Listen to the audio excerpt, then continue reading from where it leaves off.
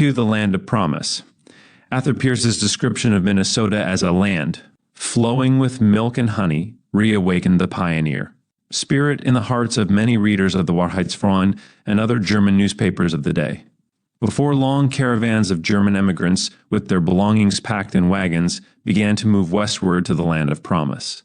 Most of those who began the long trek up the Mississippi came from the settled communities of Ohio, Indiana, Illinois, and Iowa. Only a decade or two before, they had bidden farewell to friends and relatives in Europe and had come to America to better themselves politically, socially, and economically.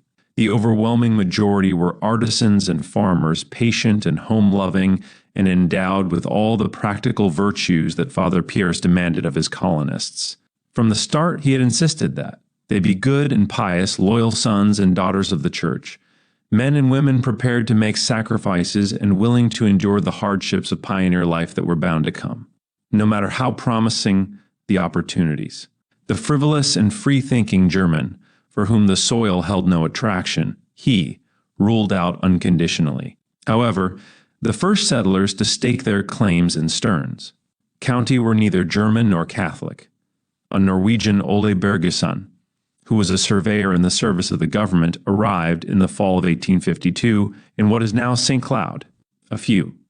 Months later, he was joined by General S.B. Lowry, who for many years operated a trading post at Brockway, north of Sauk Rapids. The two men acquired property side by side.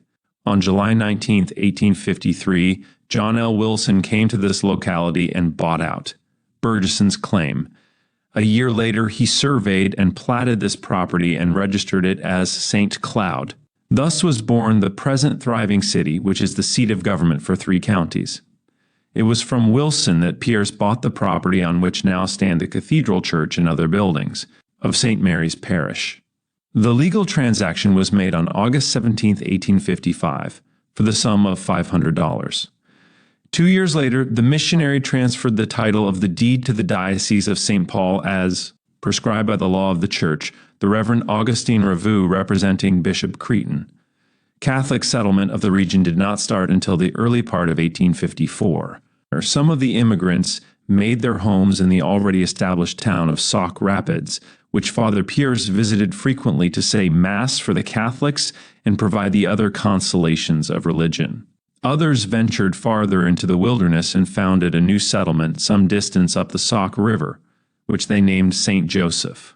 When Pierce published his little volume, Die Indianer, in North America, in 1855, he noted that.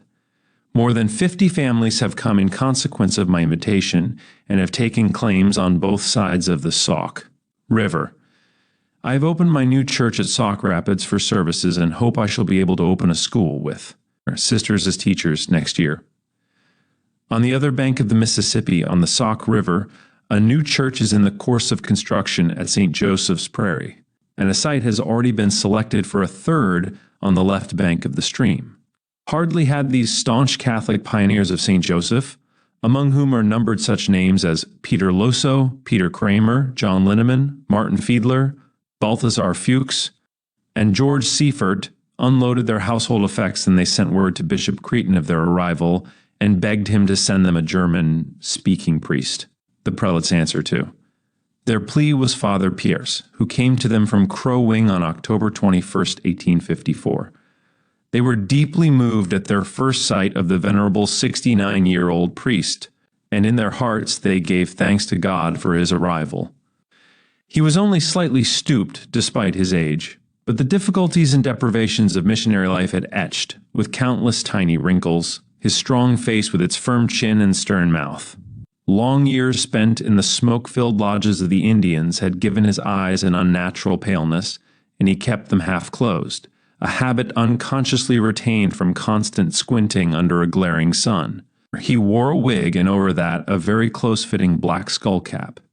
His well-worn cassock, patched in many places, was more green than black. Across his back he carried a knapsack containing whatever he required for Mass, his breviary, some religious articles, and a change of linen. The first Mass said in St. Joseph was offered by Pierce on October 22 in one of the settlers' homes. That same day, he baptized a baby, Susanna Meisenberg. The next entry in the parish records is dated February 6, 1855, on which day he said Mass in the home of another settler, John Linneman, and baptized Matilda Juxel. Since Pierce was the only priest in the entire northern sector of Minnesota and hence could visit them but infrequently, the settlers of St. Joseph delayed the construction of a church until the spring of 1856, when the prospect of having regular religious services seemed more certain. As soon as the missionary realized the magnitude of the task of caring for both his Indian missions and the new German parishes, he requested Bishop Creighton to exert every effort to secure some religious community of priests who would assume responsibility for the latter. In the plan of God's providence, Benedictine monks from St. Vincent's Abbey at Latrobe, Pennsylvania, heeded the call from Minnesota and arrived in Stearns County on May 20th. The advertising campaign conducted by Father Pierce to people with devout German Catholics, the lands vacated by the Indians, paid rich dividends. The decade immediately following 1854 witnessed the remarkable phenomenon of almost exclusively Catholic settlement of Stearns County. Readers of the Catholic newspapers in which the old missionary's letters and articles appeared found it difficult to resist his persuasive appeals to them to seek their fortunes in a country lavishly endowed by nature and lately opened by the government to colonization. Hundreds answered the call, and Pierce's dream of a strong Catholic community in Minnesota soon became a visible reality. A seemingly unending stream of immigrants poured into the new territory between the years 1854 and 1864. Hardly a day went by that some new settler did not arrive with his family and his possessions to establish a homestead. Towns and villages with unmistakably Catholic names, often the names of patron saints, sprang up overnight. Partly by reason of its location on the Mississippi and partly by design, St. Cloud became the focal point of the colonization movement. Many of the first pioneers went no farther but were content to settle on the claim which John Wilson had surveyed and laid out in city blocks. They gratefully accepted the free lots that the father of St. Cloud, as Pierce is generally called, offered them in his eagerness to build up his city. This was particularly true of those who had conducted a business or plied a trade before they came to Minnesota. The land did not hold the same attraction for them as did the opportunity to continue the work to which they were accustomed. By 1860, when the government took a census, St. Cloud was a rapidly growing community with a total population of 1,651. Of that number, 670 were foreign-born, mostly German. More than half of this contingent were engaged in some form of intellectual, professional, or manual activity, while 165 were engaged in farming. It is interesting to note that many of those who had farms on the outskirts of St. Cloud also worked at, or some trade in town. The wife and growing children of a farmer took care of the farm tasks while he supplemented the family income with his handicraft. Opportunities for employment were not lacking during this period. Skilled artisans could get as much as $2 for a day's work, while unskilled labor brought about $1.50 a day, or from $15 to $20 a month. Household maids received from $10 to $15 per month and their room and board. The very first Catholic to settle at St. Cloud was James Keogh, a native of Wexford County, Ireland. He came to Minnesota in 1849 and settled in Sauk Rapids. In 1853, he moved to the west bank of the Mississippi and established a homestead within the present limits of St. Cloud. The first German Catholics to arrive were Anton Edelbrock and his family. They came in the fall of 1854 as the vanguard of a colony from Evansville, Indiana. Soon after Pierce's first article appeared in the Wahrheitsfreund, the Evansville group had commissioned J.W. Tenvoorde to go to Minnesota and investigate the missionaries' enthusiastic claims. Evidently, his report was satisfactory, since Anton Edelbrock arrived shortly thereafter. More German families from Indiana and elsewhere came the next year, among whom were those of Joseph Edelbrock, brother of Anton, and the aforementioned Tenvoorde. These three pioneers all opened stores in St. Cloud. Joseph Edelbrock also obtained the government contract for handling the postal service. Henry and Balthasar Rosenberger came to St. Cloud in the spring of 1856 and opened a hardware store. John Metzroth arrived in 1857 and opened a tailor shop on Fifth Avenue. Other German Catholics who settled in St. Cloud during this period include such prominent names as John Schwartz, Nicholas Lahr, Joseph Emmel, Henry, and Joseph, Broker, and Joseph Kindler. They were visited by Father Piers soon after their arrival. When and where the first Catholic service was held is a matter of dispute. According to the testimony of one of the earliest settlers, Xavier Braun, it was conducted in the open under a large tree which stood on the property now occupied by the orphanage. No date is given for this historic event. Another tradition maintains that the first Mass in St. Cloud was said in the home of James Keogh in 1854. Whatever the case may be, the fact remains that the church was established in this vicinity almost as soon as the first Catholics arrived. Piers offered Mass wherever it was convenient, and it is commonplace knowledge that services were held in the homes of many of the early pioneers. He often said Mass in the house of John Schwartz, as well as in the two-story frame building on St. Germain Street, which belonged to Joseph Edelbrock. The development of ecclesiastical life in the frontier settlements followed a set pattern from which deviation was slight. Private homes, usually log cabins, were the first churches, and the traveling missionary shared the humble meals and lodging of his host. A portable altar, which he carried with him from place to place, was set up on an ordinary table in the one room of which these houses boasted.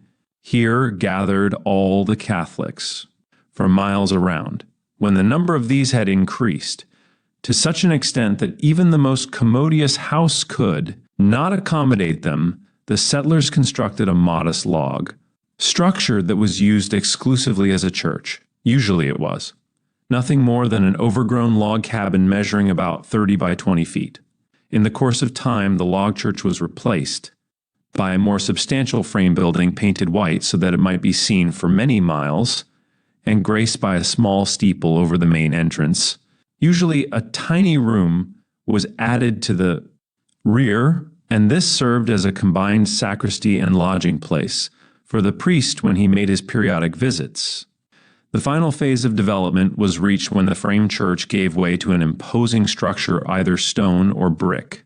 The rapid spread of Catholic settlements throughout central Minnesota, and especially in Stearns County, laid a heavy burden on the shoulders of Father Piers.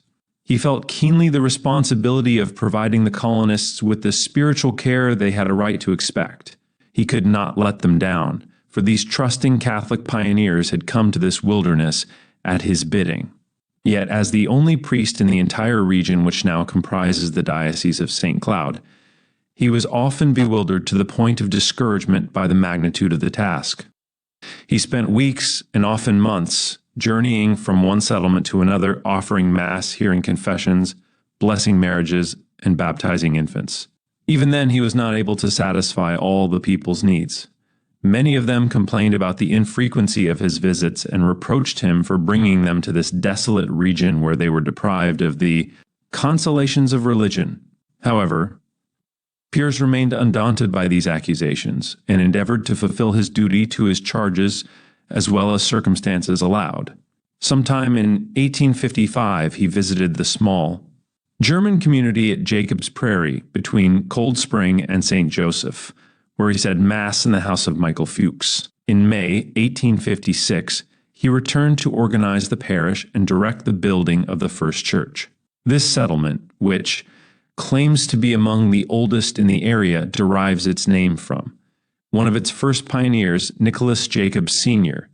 In the summer of 1856, the missionary was to be found at St. Augusta, a few miles below St. Cloud on the west bank of the Mississippi. The settlers of this village arrived by steamboat in the early 50s. Originally, the place was known as St. Augustine, a name given to it by Piers after he discovered a small picture of the great doctor of the church on the spot destined for the church. Why the name was later changed has never been ascertained. Lake Henry was also visited by Piers about this time, and he is said to have offered Mass in the home of Xavier Poping.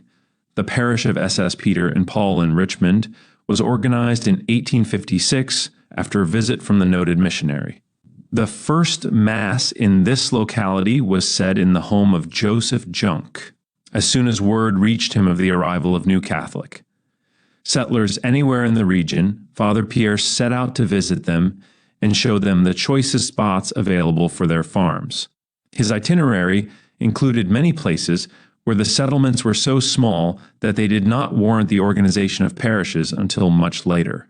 For example, the Catholics of Rice did not erect a church until 1884, when the Benedictines took charge of the place. Prior to that date, Pierce stopped off occasionally on his many trips from Crow Wing to St. Cloud and said Mass in the Rice Hotel, where he usually stayed. Another community, similar to Rice, which he probably visited, is Clear Lake, a small town on the Northern Pacific Railroad, about 12 miles south of St. Cloud. The early Catholic history of this place is clouded in obscurity, and exactly when the first church was erected cannot be determined with certainty. Father Pierce played a more definite role in the establishment of the parishes at North Prairie and Millerville. The former, originally known as German settlement, dates back to the early 60s, when immigrant farmers from Germany bought land in the region. For a year or two, they were visited by Pierce, who said Mass in their crude log dwellings. By 1866, the number of settlers had increased sufficiently to warrant the construction of a small church. The property was donated by Jacob Tramer, and a simple log structure was erected which Father Pierce blessed and dedicated in the spring of 1869 under the title of Holy Cross. The Millerville parish was organized in 1867 when the missionary offered Mass in the John M. Miller home. A year later, a church was built, and the mission became known as Seven Dolours of Ojibwa. Father Pierce's actual ministrations among the German settlers covered only a period of about 2 years, although his interest in their welfare never ceased. But with the arrival of the Benedictine monks, he withdrew to Crow Wing to devote himself more completely to the enormous task of converting the Chippewa Nation. Almost as soon as the first settler had staked his claim in this area, he begged Bishop Cretin to secure more priests to take care of the influx of colonists. He realized from the beginning the impossibility of coping single-handed with the problem of providing spiritual care to both his Indian missions and the German settlements. One or the other, or even both, would suffer if this situation were allowed to continue. He himself preferred to remain with his beloved Indians and turn over the parishes he had established among the whites to whomever the bishop sent. In discussing the problem with Cretin, he had suggested that the prelate invite a religious order of priests into the diocese. The bishop appealed to the Ludwig Mission Society in Munich to send him some German-speaking priests and was directed to contact the Benedictine Abbey in Metten. The chapter of this religious house referred him, in turn, to their daughter foundation in America, St. Vincent's Abbey at Latrobe, Pennsylvania. Here, the hard-pressed Bishop of St. Paul found understanding and sympathy. Abbot Boniface Wimmer promised to send him 5 monks as the nucleus of a Benedictine foundation in the West.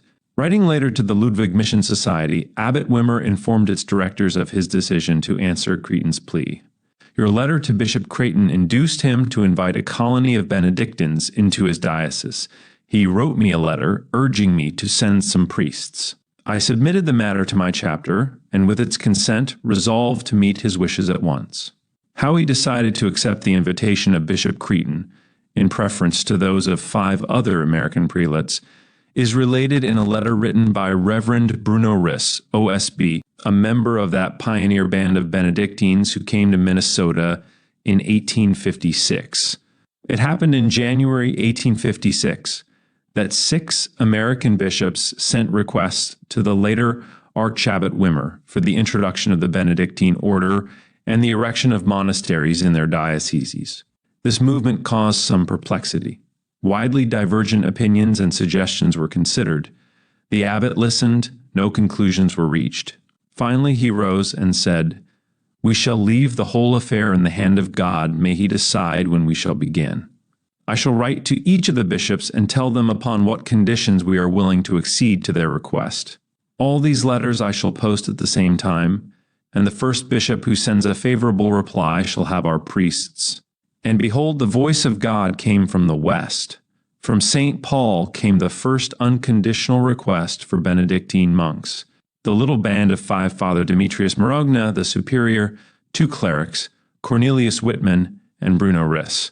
and two lay brothers, Benno Muckenthaler and Patrick Ursel, reached St. Paul on May 2, 1856, where they were joyfully received by Bishop Cretin.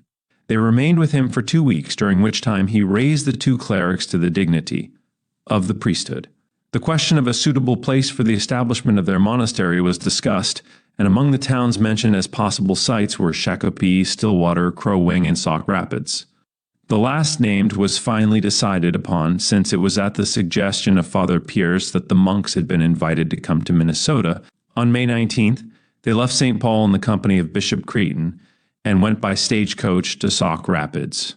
They arrived at their destination the next day and took up residence in the small floorless log cabin by 20 feet, which was to serve as temporary monastery and church. There was no one to welcome them, for Father Pierce, in his eagerness to resume his work among the Indians, had already returned to Crow Wing.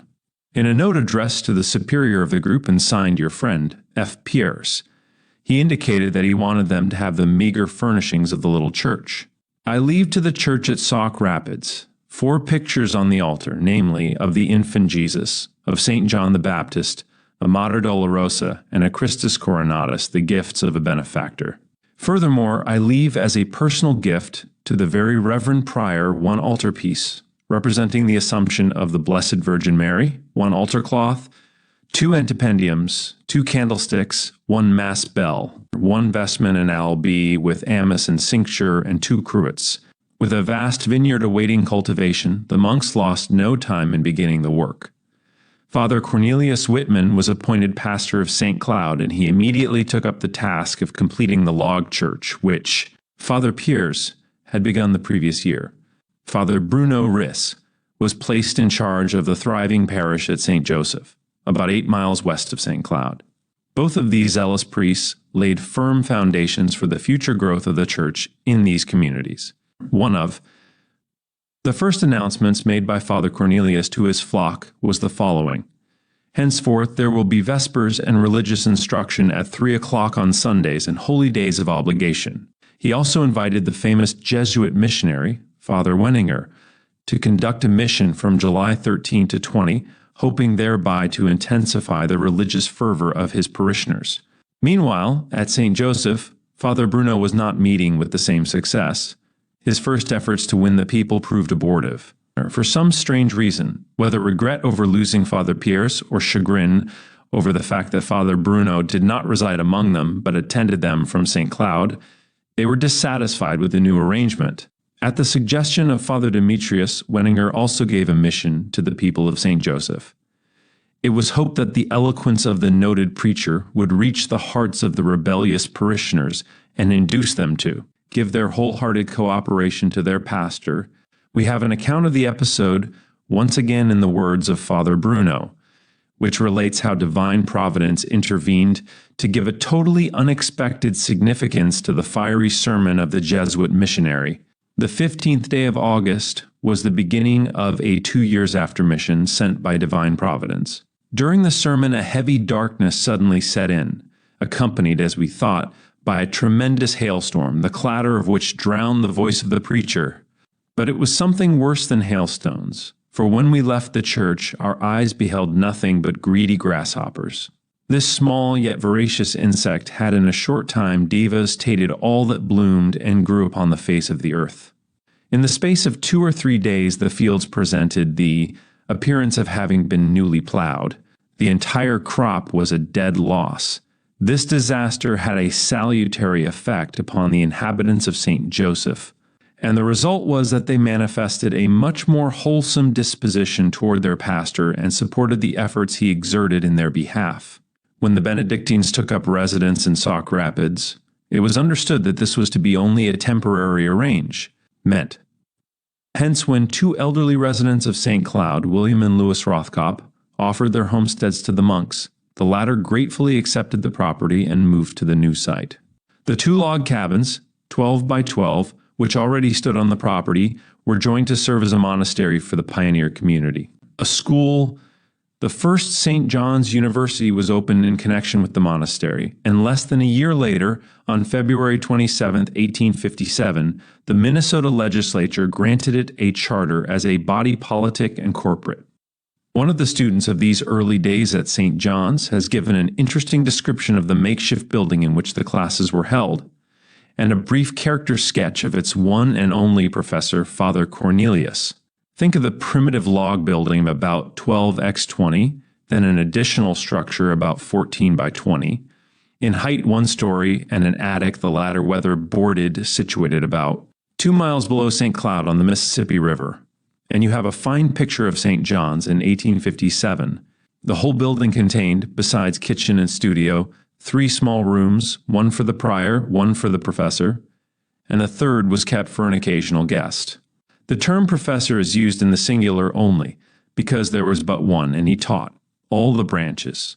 The Reverend Father Cornelius Whitman, OSB, was the first to open a day school in St. Cloud in Stearns County, and he was also the first to fill the professor's chair at St. John's. He was at that time still in the 20s, nimble of foot, bright in mind. Pleasant in company, the children and young folks were especially fond of him. He was a zealous and amiable gentleman. Besides their educational apostolate, the Benedictine monks assumed charge of the congregations which had been formed by Father Piers. Their number was increased in the fall of 1856, when Abbot Wimmer visited them and brought with him another priest, Father Alexius Rutzer, and 4 lay brothers, Wolfgang Beck, Vincent Hormann, Roman Vital, and Vermund Erhard. The work these pioneer missionaries accomplished in order to establish the church in this area can never be overestimated. They lived in dire poverty, and it was only at the cost of tremendous personal sacrifice that they succeeded in developing a strong Catholic spirit in the minds and hearts of the settlers among whom they labored. Perhaps no one appreciated better, or ever will appreciate more, what the Benedictines have contributed to the growth and development of the Church in the Northwest than the veteran priest who was responsible for their coming. Father Piers, who knew from personal experience all the difficulties that missionary life entailed, befriended them, helped them, sympathized with them.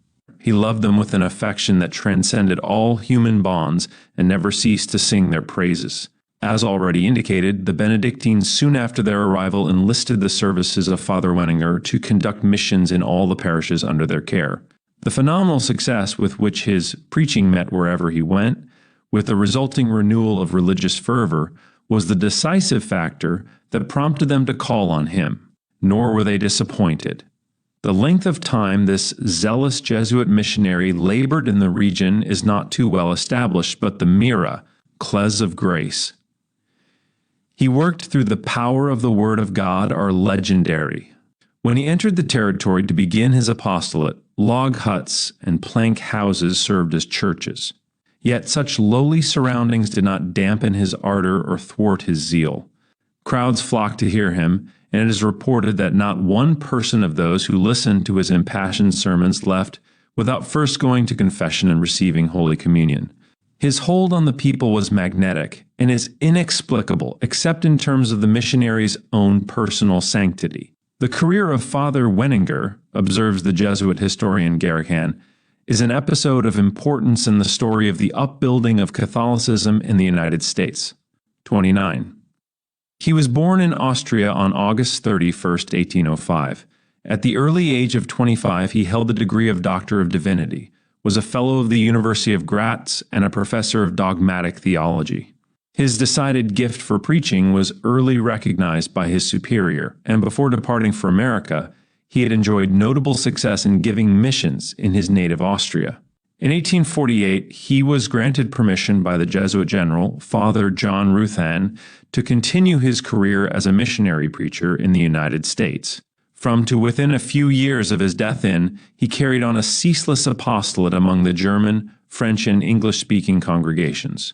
Hardly a town of any size in the United States was left unvisited by this remarkable priest, who was described by one who knew him as an outstanding example of the virtues, especially of humility, meekness, ardent zeal, a man beloved of God and men, powerful in word and work. It suffices to quote at length the newspaper account of but one of his countless missions to show the intense religious fervor his sermons were capable of stirring up. It appeared in the pages of the Wahrheitsfreund on December 8th, on the feast accordingly of the Immaculate Conception. The mission at Oldenburg opened with a solemn procession in the newly built church. It lasted until December 18th, 10 days and a half. Not a single Catholic who attended the mission failed to go to confession. People came here from a distance of 15, 18, and 20 miles and even farther, some of them starting on the way with horse and wagon at 2 in the morning so as not to lose anything of the mission. Though the missionary preached 3 times daily, and even 4 times, including the talk at communion, he all along drew tears of repentance and consolation from the eyes of his hearers. Often there was general sobbing and weeping throughout the church. One of the most telling sermons was at the solemn reparation before the Blessed Sacrament. But even more stirring was the renewal of the baptismal vows, and most stirring of all the parting sermon. Oh God, the very thought of it brings tears to my eyes. Parting in the new house of God, parting at the cemetery, parting at the foot of the great mission cross, where from 15 to 1600 voices cried out together to heaven, live Jesus and Mary. Long live the church, long live the holy cross. Jesus, no more sin. One must indeed have had a heart of stone not to be moved by such display of feeling. I close with the wish that every German settlement in North America may share the same happiness of a regular mission, which is the only thing that can effect in a few days a basic and thoroughgoing renewal of spirit in a parish, and one that will last for a long time. For such a regular mission, so-called retreats are no substitute. In a regular mission, the people are instructed and reconciled to God, one class after another, and this produces general and lasting fruit. May the Lord's blessing preserve this fruit and increase it richly in my dear parish of Oldenburg. Scenes such as the one described above were commonplace occurrences wherever and whenever Father Wenninger preached. Old-timers in St. Cloud and other communities which were visited by him in the 50s can recall their parents telling them of similar incidents. After closing his successful mission in St. Cloud on July 20th, 1856, he traveled throughout the entire region and conducted missions in practically every town that boasted of a church. St. Joseph, Jacob's Prairie, Richmond, St. Nicholas, New Munich, Myers Settlement, St. Wendell, and many others. He revisited most of these on his second trip to Minnesota years later and visited other settlements for the first time. Among the latter were included Little Falls, Long Prairie, Ottertail Lake, Rush Lake, Millerville, and Brainerd. At Little Falls, where he preached to the French congregation in their new church, he met Father Pierce, who had come from Rich Prairie for the exercises. In a subsequent letter to the Leopoldine Association, Father Wenninger wrote, "It was a happiness to see this 86-year-old man under the mission cross raise his hand in absolution and shed a flood of tears of joy when I congratulated him on the growth of Catholics in a place which, when he first came, was nothing but an uninhabited wilderness." Father Wenninger's sojourn in Rush Lake was one of the more memorable events of his itinerary. Here he encountered the defrocked apostate priest, Father Joseph Albrecht, who labored under the suspension of Bishop Purcell of Cincinnati, to which jurisdiction he had formerly belonged. Father Joseph, as he was locally known, had come from Ohio with a great number of followers and established himself at Rush Lake. Formerly the burgomaster of a town in Baden, he had Suk, Howdeck. The two priests meet at Little Falls, seated in becoming a priest, although he did not possess the necessary knowledge. However, he was a gifted speaker and knew how to win people. Father Wenninger exerted every effort to reconcile the stubborn and arrogant priest, but all his arguments proved of no avail. He met with greater success in dealing with Father Joseph's followers, and most returned to the fold. A few, however, remained fanatically devoted to their rebellious leader. These latter packed up their possessions soon afterward and moved farther west. The apostolic work performed by this saintly Jesuit missionary for the spiritual welfare of the Catholic pioneers in this area is a precious tradition in the annals of the Diocese of St. Cloud. The many miracles of grace of which he was the instrument are fondly treasured in grateful hearts, too numerous to mention. Let the simple but eloquent observation of a Jesuit confrere serve as an epitome of his fruitful career, of the various influences that went to the saving of the faith of the German Catholic immigrant in the United States. During the past century, the labors, whether in the pulpit or with the pen, of this Americanized Austrian had a highly important place.